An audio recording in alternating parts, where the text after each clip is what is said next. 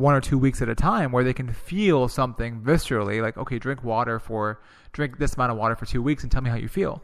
Ooh, I feel more energy. This is good stuff. I should do more of it. Or just start eating pasture-raised eggs for the next 2 weeks. Tell me how you feel. Oh, this feels really good. I should keep doing it. So, there's this really, really apparent fear. And aside from doing the habits, what do you think, how would you approach someone that is super scared and terrified of dipping into the experience of their own bodies? That's a good question. Let's see. I would tackle it maybe... Oh, wow, that's a fantastic question. Well, the general approach is always, when you coach someone, is looking at their sort of greatest limiting factor, right? But maybe if someone's very afraid, I would look at the like the least objectionable, or like maybe like the easiest path. Like, habit change is often given the analogy by the Heath brothers as the elephant, the rider, and the path, right? That the elephant is your emotional self, right? It's big, it's powerful, but it doesn't have a very astute thought process, right? It's not very erudite. And then the rider is he's the thinker, the planner, he steers the elephant, and the path is the way in which he travels. Well, when the elephant has in its mind what it wants, it's going to go wherever it wants. And yeah, maybe the rider can correct it once or twice, but he's going to get tired and the elephant's always going to win. Unless you create a path that, if you mold the path in such a way that the elephant enjoys walking it, or it's just such an easy decision, the rider has to do less corrections and actually can, when it needs to, it can intervene and, make a left turn or right turn, but it's fewer interventions, right? So if it sounds like when you get someone who's so uncertain about getting in touch with their body, or it's kind of like their elephant is so big and so powerful that their rider is completely irrelevant. I like that. And maybe appealing to kind of like the path of least resistance. Are they there to learn how to move? In which case, maybe we don't touch diet yet. Maybe we move first. Maybe they're talking about their diet. Well, maybe they're there doing movement, but they might be more receptive to a simple switch of just sourcing. Like, hey, soy, when you eat soy and it enters the human body, it's actually recognized as estrogen. And as soon as you start talking, you'd be like, the more estrogen you have as a man, the less of a man you are. I mean, it's like, I tell my athletes, I'm like, dude, you got to stop eating conventional chicken because you're just eating soy, and why not just go on the pill? Like, your soy would be the number one thing I would eliminate immediately from everybody's diet if I had a choice. And even for women, Alyssa Vitti, who is big into the women's health movement with hormonal health and menstrual cycles, her number one thing she tells every woman is get soy out of your diet. And so maybe it's a sourcing question, or, maybe if they're afraid of giving up sweet treats, you give them an alternative that's fruit based. And although I think that too much fruit becomes too much of a sugar ideal, I think that is one thing at a time. And it's like, well, let's change your source. Let's maybe have some raspberries with some natural whipped cream, or let's find whatever fruit you like the most, and let's maybe make that change. Or, maybe sleep. Maybe they're talking about sleep. All right, well, let's darken out your room. I think you look at what's their least objectionable path, and you go at that first, because everything is going to be a very big elephant standing in your way. And as a coach, you're standing on the side of the road next to the elephant, looking up at the rider, trying to appeal to a rider who's trying to appeal to an elephant. And maybe you just need to take a broom to the path and kind of clean it off a little. I love that analogy, man. And I think it's fascinating because people's emotions do definitely get the better hold of them. And beyond that, I wanted to mention that it's very opposite to how most trainers approach a new client. Most trainers approach a new client like, come in, I'm going to kick your ass. I'm going to beat you down into shape. And just that terminology, I'm going to beat you down into shape, makes no sense. It's a very like counterintuitive kind of thought process. And I love the way you said it, because it's really kind of paving a path to where they can enjoy and feel good about what they're doing. And now they're coming from a different place entirely, from a place of enjoyment, fulfillment, love.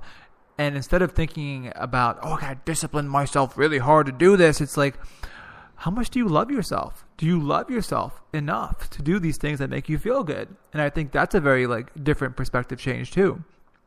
And I think beyond that, I think there is, beyond the path of least resistance for creating new habits, I think there's also a level of commitment that needs to be put forth. And a lot of times with my clients, what I end up doing when they first start, I explain the process, explain what they may start experiencing and how amazing it could potentially be for them, how their lives can change.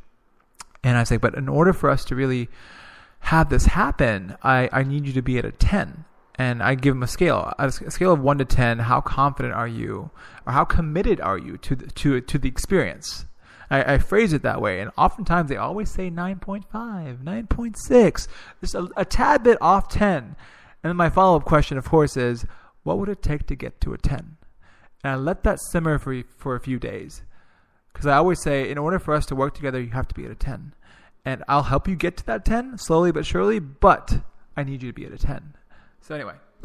I think that's an amazing way of communicating, like, of the two of you working together, right? Like, that I'm not going to push you to a 10. Like, you have to emotionally come to me with, I think commitment is also like desire. Like, you have to want it enough to want it, to want to be at a 10. And I think it's also pretty cool how you describe that this process is like what to expect. And sometimes you have to level with people. And I actually believe in leveling people just all the time. That I don't sugarcoat it. But it kind of makes me think. This morning, I went to church. I go down to the Austin Stone, and it's just an amazing culture there. And in the sermon today was about really developing this habit of reading the Bible and that listening to the words that so many people have listened to for thousands of years that have created goodness and love and worship and this relationship with God. And he goes, you know what, but I must tell you that if you read, like you must read every day. And I think that what's interesting is the more I've learned from the Bible and the more I've kind of just starting to discover my faith, is that I realize it's all the same. It's all the same stuff Napoleon Hill is talking about in Think and Grow Rich. It's all the same stuff that John Maxwell talks about in leadership books. It's the original success book. And there are full, it's volumes, it's anthologies of success.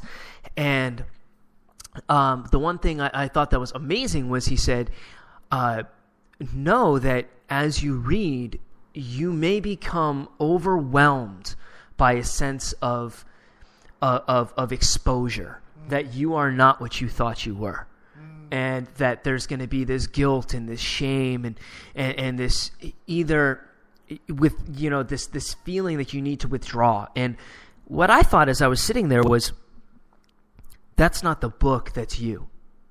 And I really hope that as people read work like that, and now as you can see, as people do work like what we're talking about, as you change your diet, as you start to train right, and you focus on positions and you focus on muscle activation and using your body beautiful ways, and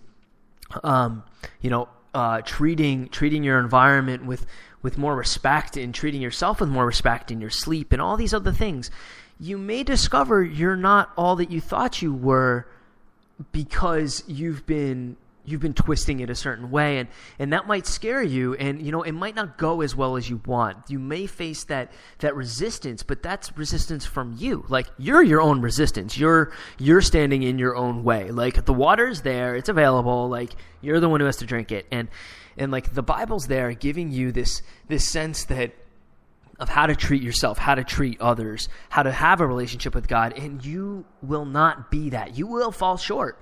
And I mean, I will fall short. I will never be perfect, but it's those things that expose you that I think make people run and hide. And I think as coaches, we have to, help people be at a 10, but they also need to own the fact that, hey, you're going to be exposed and you have to be okay with it. And, you're going to squat and you're going to look like crap and you're going to fall down, or, you're going to go to pick up a weight and the little girl next to you is going to be doing it heavier, and that's okay. The 3-year-old girl is going to be doing a box jump higher than you, but that's you have to first feel that exposure, and then you have to conquer that, and it's all fear conquering, really. Yeah, it's like honoring your own journey. And I think, like you were saying, I keep alluding back to that awesome analogy you had with the elephant. Like the elephant is just projecting its own vulnerabilities and insecurities like towards everything. Like when someone says like, "Oh, I can't do this," after they go through like a not so great squat, or they don't look so pretty after doing like a deadlift, or they try to reach for their toes, they can barely reach their toes. Like, "Oh, I can't do it. This just looks so bad. I just feel embarrassed." Yeah. And like you were saying, those things will be exposed, but the beauty of it is that it's your inner dragons that are coming out. And it's like you can either let the dragon scare you away and hide, or slay that dragon.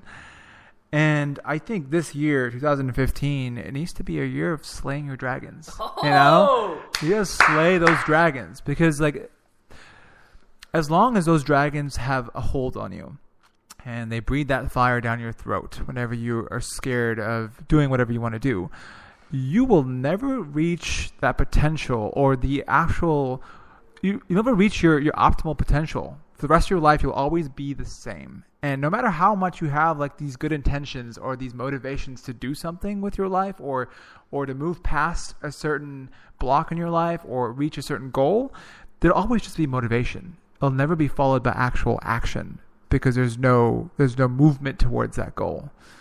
So.